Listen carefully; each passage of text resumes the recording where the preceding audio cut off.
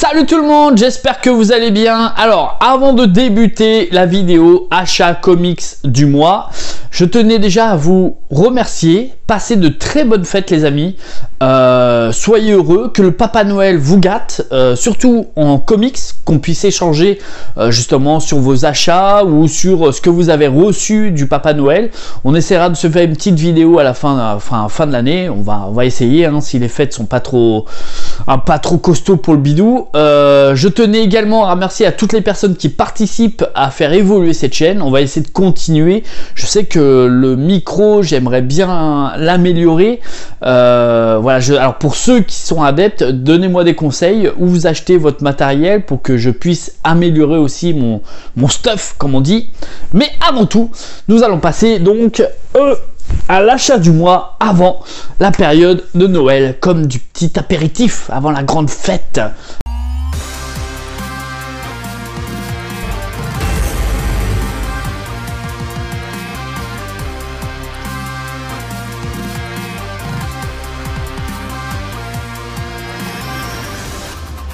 Alors, il y en a deux, j'ai fait deux styles ce mois-ci, un peu déçu. Vous savez tous qu'au mois de décembre, j'ai eu un gros pavé.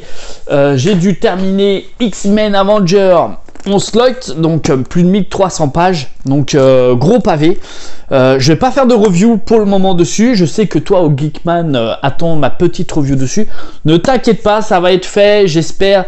Allez, laisse-moi jusqu'à fin de l'année, début de l'année prochaine pour faire cette review, car je veux vraiment faire quelque chose de bien par rapport à ça. Alors en soi, pour le moment, pour ceux qui me demandent si j'ai aimé ou pas, oui, j'ai adoré. Oui, les dessins sont splendides, l'histoire est juste magnifique, même si de temps en temps c'était un petit peu longuet.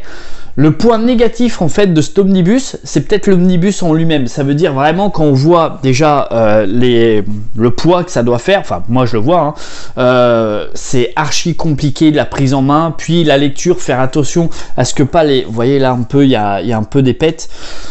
Et c'est voilà je sais pas comment dire, l'entretien du bouquin est quand même assez hardcore, donc voilà, c'est peut-être le point négatif pour le moment que je vais vous donner, mais bon, on fera une petite review dessus, c'est pas le sujet du jour.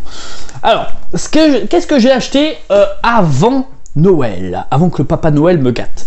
Alors, j'ai pu lire, parce que je l'ai lu dans les transports assez rapidement, ce navet, donc on est sur du Dragon Ball Super, donc le numéro 15. Alors, pourquoi je dis ce navet? Tout simplement... En soi, les personnages sont voilà classiques, on connaît tous Vegeta, Son Goku, bref, un peu tout cet univers. La cover est vraiment sympa, quand on la voit, elle est vraiment top. Même l'arrière est quand même assez sympa, on voit un Son Goku quand même, ou Kakaroto comme vous voulez, assez badass. Le seul problème de ce manga, c'est que je trouve que justement Son Goku n'a pas du tout mûri pendant toute cette décennie. Ça veut dire qu'il a pu affronter des adversaires tels que Freezer, Cell, j'ai même Vegeta, il a affronté également Boo, Magic Boo, Janamba, bref, il a affronté tellement d'ennemis que dans ce manga, en fait, la fin, elle est ridicule. Même le personnage mystère, pour éviter de faire trop de spoil, on se demande qu'est-ce qu'il fout là, quoi. C'est vraiment pour sortir, pour dire, voilà, on sort de la merde d'un personnage, enfin bref. Je n'ai pas du tout aimé et je suis vraiment très déçu en fait de ce manga, malgré le film qui va pas tarder à sortir. Alors je sais pas s'ils sont en 2022 ou autre, mais les premières scènes étaient vraiment gigantesques. On voit même un Sangohan enfin au level qu'on attendait tous, enfin on espère tout au moins que ça va être un des personnages principaux dans ce nouvel animé. Mais en attendant, celui-ci, j'ai juste pas aimé quoi. Sinon le reste, ça tombe un peu à plat. Un Vegeta bidon, je n'ai pas aimé, et si je dois le recommander, essayez de passer votre chemin parce que franchement ça vaut pas le coup, même si c'est du Dragon Ball. Malheureusement, critiquer peut-être un petit chef-d'œuvre comme ça, bon, je suis pas à l'art de la critique, hein, mais j'ai pas apprécié. C'est pas le Dragon Ball de mon temps, on va dire ça comme ça. Donc j'ai pu acheter également Justice League Future State. Alors là on est sur le premier tome. Sincèrement, je n'attends rien. J'ai surtout découvert ce comics en fait par rapport à pas mal d'abonnés qui ont pu publier sur Instagram ou Twitter ce bouquin.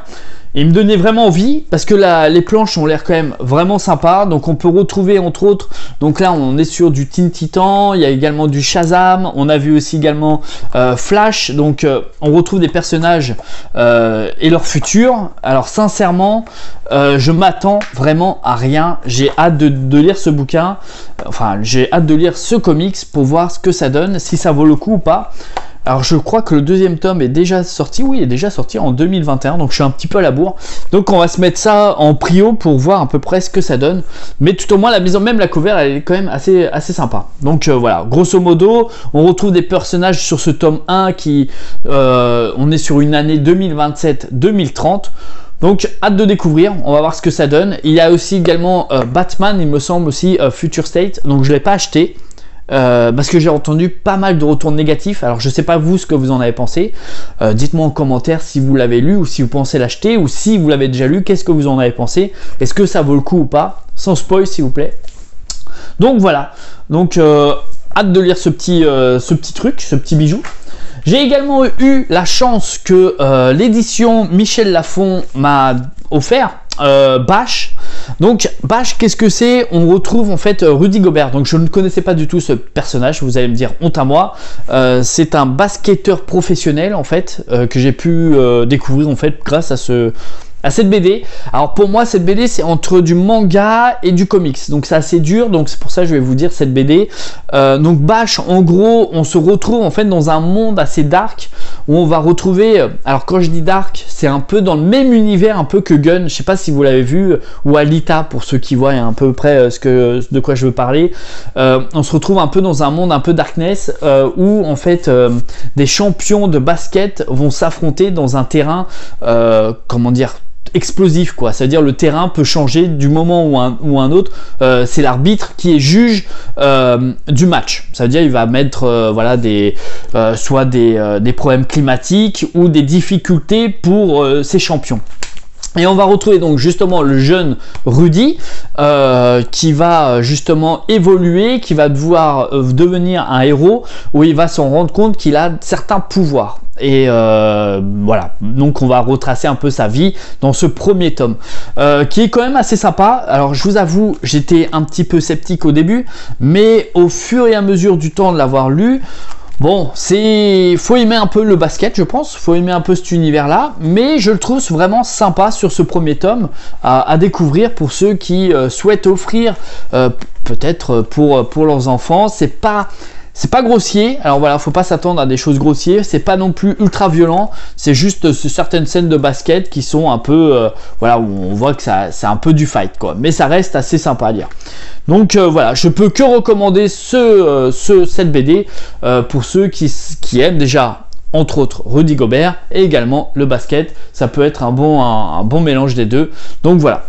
J'ai pu ensuite acheter, alors je sais plus sur quelle vidéo j'ai pu voir ça, peut-être sur Vizy ou Zuzman, voire peut-être Comics de Fred, je sais plus, c'est l'une des trois personnes où j'ai pu entendre qui voulait acheter Identity Crisis. Ou Identity Crisis. Alors à ce qui paraît c'est un chef-d'œuvre. Sincèrement je ne l'ai jamais lu. Je ne connais pas le topo de l'histoire. Je ne sais pas. Je ne sais pas de quoi parle ce comics, mais j'en ai entendu beaucoup de bien. Même Comics Party, pour ceux qui le connaissent, a pu partager un moment sur Twitter, je crois, ou sur Instagram. Justement, l'un de ses comics favoris, c'était celui-ci. Donc j'ai hâte un peu de découvrir cet univers. Pareil, les planches sont juste magnifiques. On voit les dessins quand même qui sont drôlement soignés. Donc, en gros, si je lis un peu le topo de l'arrière, donc je vais pas trop faire de spoil hein, parce que j'aimerais découvrir quand même de quoi parle ce comics. Donc en gros, c'est tous ceux qui portent un costume se dessinent une cible sur la poitrine. Donc hâte de le lire. Franchement les planches sont juste, comme je le dis encore une fois, magnifiques. Donc je vais pas trop avancer. Alors celui-ci j'ai pu l'acheter en fait directement sur Vinted à un petit prix. Donc ça fait plaisir et hâte de découvrir également ça. Donc ça fait quand même déjà un petit peu de lecture hein. Et j'ai vu le Spider-Man donc au cinéma dernièrement, la semaine dernière, chez Disney en IMAX. Une dinguerie. Donc je vais pas dire l'histoire, je vais pas raconter le topo, mais j'étais tellement fan, et pourtant Tom Holland, je ne l'aime pas spécialement comme acteur de Spider-Man, tout au moins c'est pas mon favori, et là je vous avoue, il est monté direct, top, dans mon top quoi, direct dans mon top. Donc suite à ça, j'ai voulu quand même me lancer dans une relecture, on va dire, de Spider-Man. Donc je me suis pas remis à relire l'Omnibus Ultimate Spider-Man, mais je me suis mis à lire, donc petit achat sur 5 tomes, donc The Amazing Spider-Man. Donc bon, je vous montre un peu, hop, de Dan Slott. Donc là nous sommes sur le premier tome de Dan Slott. En gros, sur ce premier tome, Peter Parker va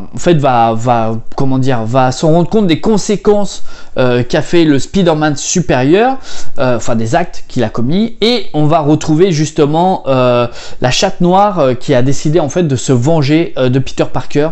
Voilà, je vais pas vous dire tout, mais le premier tome est plutôt sympa à lire.